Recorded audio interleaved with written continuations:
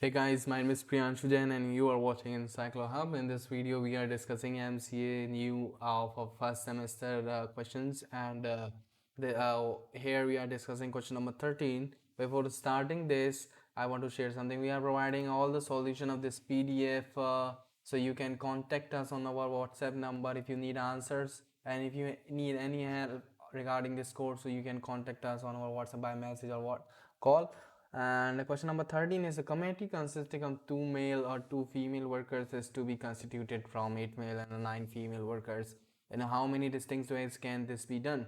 So question number 13 is this, and the if you need answers, so please call or message on our WhatsApp without any hesitation. We provide all the solutions at your WhatsApp in a one day and within an hour. So thank you so much for watching this video. We will meet you soon in the next video. So